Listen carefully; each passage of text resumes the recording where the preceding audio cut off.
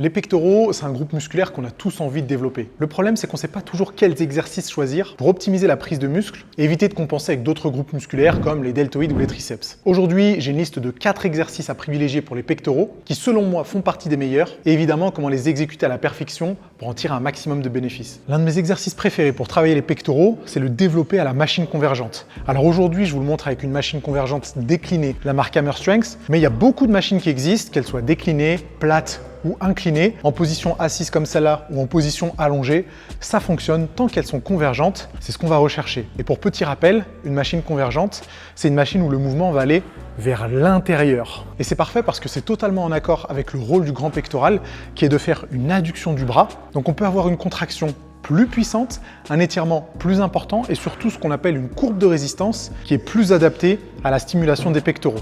Vous avez moins de chances d'utiliser les deltoïdes en position basse, moins de chances d'utiliser les triceps en position haute. Ça en fait un ajout hyper intéressant à votre séance pectoraux. Il n'est pas impossible que dans votre salle de sport, vous puissiez retrouver des machines convergentes qui se font allongées plutôt que assis comme je vous l'ai montré plus tôt. Elles sont tout aussi efficaces. Ça ne change pas grand-chose à la stimulation, donc n'hésitez pas à l'utiliser si elles font partie des machines qui sont dans votre salle de sport. Un de mes exercices préférés pour travailler les pectoraux, c'est le pec deck à la machine. C'est un exercice monoarticulaire pour les pectoraux et c'est le seul monoarticulaire de la liste. Tous les autres sont des exercices polyarticulaires, c'est-à-dire qui mettent en jeu plusieurs articulations à la fois. Ici, on n'a que l'articulation de l'épaule qui est sollicitée, donc on a une pure adduction au niveau du bras, ça tombe bien. C'est le rôle principal du grand pectoral. Ce genre de machine qu'on appelle pec deck ou encore butterfly, elle se trouve dans presque toutes les salles de sport et c'est une excellente nouvelle parce que ça peut en faire un ajout très intéressant à vos séances pectoraux. Pour le réglage, il faut juste veiller à ce que les bras ne soient pas trop écartés pour éviter un étirement trop important, surtout que qui dit étirement trop important dit possibilité de tricher avec d'autres groupes musculaires, en l'occurrence les épaules. C'est souvent quelque chose qui arrive pour les pratiquants qui n'ont pas l'habitude de travailler les pectoraux, c'est de compenser avec les deltoïdes en écartant les omoplates. Ici, on veut un mouvement bien cadré, bien stable, donc on baisse les épaules, on resserre les omoplates et on ne fait qu'une adduction en contractant très fort les pectoraux. Ce genre de machine, c'est pour le coup des machines à tension continue. Ça veut dire que la tension est la même du début à la fin, ce qui n'est pas le cas sur le développé convergent, le développé couché à la barre, le développé couché aux haltères. Donc on a une courbe de résistance qui est très spécifique, qu'on ne peut pas retrouver ailleurs, ce qui en fait un ajout très intéressant dans vos séances pectoraux. Et d'ailleurs, les exercices monoarticulaires comme cela ne sont pas des exercices de finition qu'il faudrait traiter avec moins d'importance que les autres. On y va avec autant d'intensité, on y va avec autant de conviction, c'est pas moins important qu'un développé couché, c'est pas moins important que des dips, c'est un exercice à part entière qu'il faut respecter.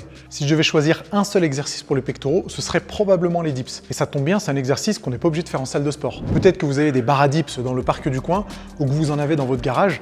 C'est un exercice hyper accessible qui travaille pas seulement les pecs d'ailleurs, qui travaille les pectoraux, les deltoïdes et les triceps. Mais quand on l'exécute légèrement penché sur l'avant, comme je vous le démontre, ça en fait un atout redoutable pour les pectoraux. Pourquoi j'apprécie particulièrement les dips? Parce qu'on a moins de chances de solliciter le deltoïde antérieur et que c'est un exercice qui est mine de rien plutôt ciblé sur la partie sternale, voire même costale du grand pectoral. Vous savez que le grand pectoral se divise en 2 faisceaux, selon certaines sources 3 faisceaux, le faisceau claviculaire, donc le haut des pectoraux, le faisceau sternal, donc le reste des pectoraux, et certaines sources parlent du faisceau costal, donc celui qui s'attache sur quelques-unes des côtes. Pour faire simple, on va partir du principe qu'il n'y a que 2 faisceaux, et celui-là met l'accent sur le plus gros faisceau du grand pectoral. Cela dit, il y a certaines études qui montrent qu'avec des dips, on réussit à avoir une activation au niveau de la partie claviculaire, donc en clair, ça en fait un exercice hyper intéressant pour l'ensemble de la poitrine. C'est pas pour rien si c'était l'un des exercices préférés des bodybuilders de l'âge d'or, du genre Schwarzenegger, Lou Ferrigno, Franco Colombo ou encore Serge Nubret, des athlètes qui avaient une poitrine hyper développée et qui mettaient très régulièrement dans leur routine pectoraux les dips. Alors attention lorsque vous les exécutez, ça peut faire mal au sternum, aux clavicules ou à l'articulation de l'épaule. Allez-y progressivement, n'hésitez pas à réduire un peu l'amplitude si ça provoque des douleurs articulaires. On n'est pas pressé, l'important c'est d'y aller progressivement. Et si vous êtes à l'aise, c'est un super exercice à faire avec du lest pour atteindre les fourchettes de répétition que votre programme recommande. Le développé semi-incliné, c'est probablement ma variante préférée aux haltères, plus que le développé couché, que le développé incliné et même que le développé décliné. Et quand je dis semi-incliné, ça veut dire que le banc, il est incliné au premier cran. Pour vous donner une petite comparaison, ça c'est le banc plat, ça c'est le banc incliné. Et entre les deux, vous devriez avoir un cran pour faire du semi-incliné. Pourquoi j'aime bien le faire en semi-incliné? D'une part, le développé incliné, ça a tendance chez beaucoup de pratiquants à solliciter le deltoïde antérieur. Et d'autre part, la plupart des pratiquants ont la partie claviculaire des pectoraux un peu en retard. Donc on veut assez d'inclinaison pour travailler le haut des pectoraux, mais pas trop d'inclinaison pour que le deltoïde antérieur prenne le relais. Et je vous rassure, même avec une petite inclinaison, tout le grand pectoral travaille, que ce soit la partie claviculaire, sternale ou même costale. On a un travail dans l'ensemble, avec qui plus est, la possibilité d'utiliser des charges bien plus lourdes que le développé incliné, mais pas beaucoup moins importantes que le développé couché. En clair, c'est vraiment la variante idéale pour une association entre performance, stimulation de la partie claviculaire, et puis on le fait aux haltères, donc ça permet de travailler la stabilité, ou en tout cas de s'habituer à maîtriser des haltères, ce qui en retour nous permettra d'être plus fort lorsqu'on utilise la barre. Sur l'exécution, soyez vigilants. Gardez les omoplates resserrées du début à la fin de l'exercice. Et l'autre point sur lequel vous devez être attentif, c'est la trajectoire du mouvement.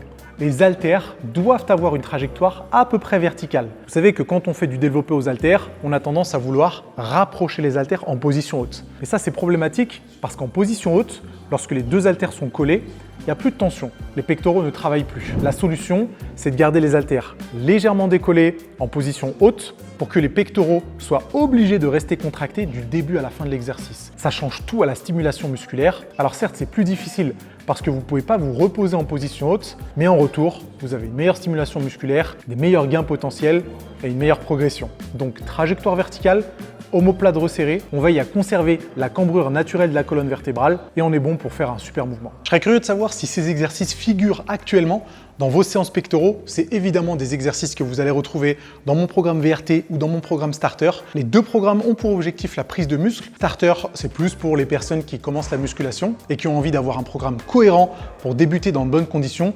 Et VRT, c'est de la prise de muscle pure et dure, avec des séances qui changent tout le temps. Ça vous apporte beaucoup de variété tout en gardant un maximum de cohérence. Évidemment, pour les deux programmes, vous pouvez les suivre quelle que soit votre fréquence d'entraînement. C'est hyper adaptable et le résultat, c'est une progression hyper rapide, tout ça grâce au programme Fitmass. Je vous laisse commander l'un de vos programmes en cliquant sur le premier lien dans la description. Et évidemment, si la vidéo vous a plu, je vous encourage à vous abonner, d'activer la cloche pour ne pas rater les prochaines, parce que j'ai encore plein de conseils à vous partager et je vous dis à bientôt.